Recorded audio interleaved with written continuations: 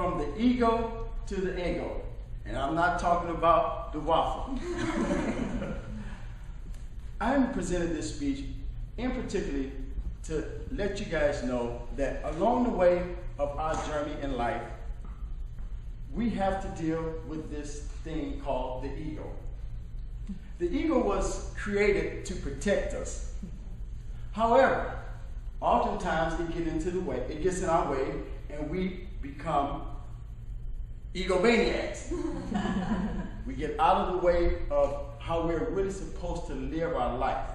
Live our life based on love, live our life based on care, build our life based on sharing, build our life based on giving. So what I've decided to do is to tell my story about how I got from dealing with the ego, which is edging God out, to dealing with my ego, which was adding God on. It started as a kid coming up in the south side of Chicago, Illinois. I was birthed to a mother that was single. My mother had 4 kids, 4 girls, 2 boys. I was the oldest son, and I had 2 older sisters. And oftentimes I caught a lot of what you would call H, from the girls. And along the way, I was miserable. I was mad oftentimes. And I couldn't wonder or understand why the girls always got everything. Why they always get their hair combed nice and pretty. Why they didn't cry when they got their hair combed. In my house, my mother had long, gorgeous, straight hair. So there was only one comb in the house. And she wanted to use that same comb to comb my hair. Now, my hair was curly and it was what they call nappy. So when my mother would comb my hair, she would go from the back to the front, and it would just hurt so bad, and I would cry. And when I would cry, my sister would call me, "Coconuts and baby shots, coconuts and baby shots." And that would make me so mad that I just wanted to fight her. And I didn't have nobody to go and tell this to. So I would always run out the house, mad and infuriated. And when I would run out of the house on the south side of Chicago, I would always notice these big, long, gorgeous cars. And I come to find out they were Cadillacs. And then when I would see these Cadillacs jump out in front of the apartment, I would see this sharp dressing dude come out. I mean, just stitched up from head to toe. I mean, the suits and the shirts and the hair was straight, and they just looked fabulous. So I said to myself, gosh, that looks great, because I didn't have nothing else to emulate. And then along the way, I said, you know what? That's what I want to look like. I want to be cool just like these cats. And so what did I do? I came home one day.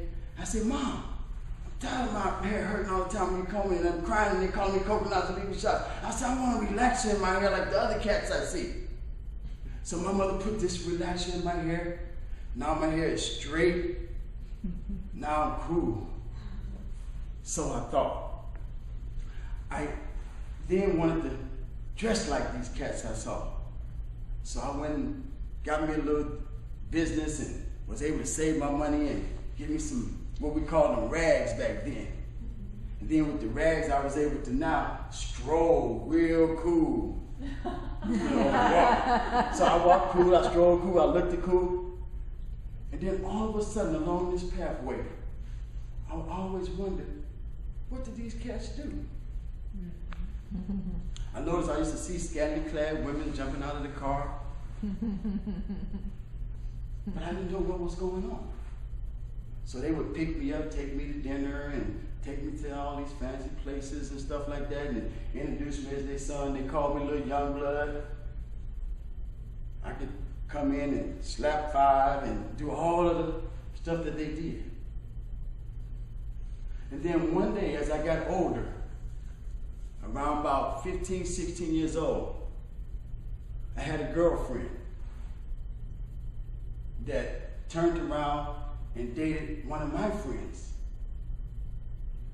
And I got so mad along the way. My ego got in the way. It was shattered. And all of a sudden I said, you know what?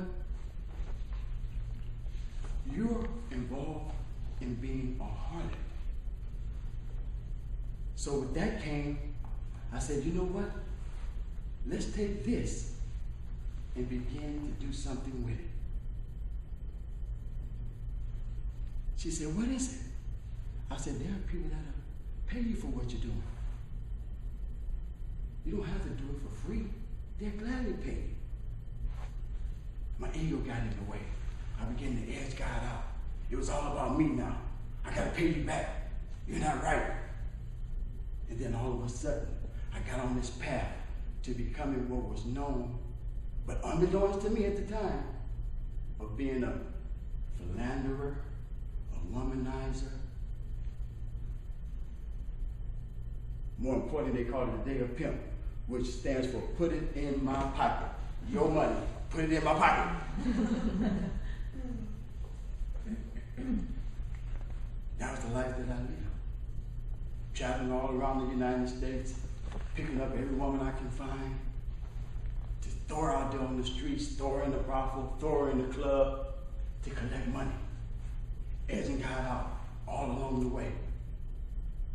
Getting involved with alcohol, drugs, promiscuous behavior consistently, to the point that it had become so insidious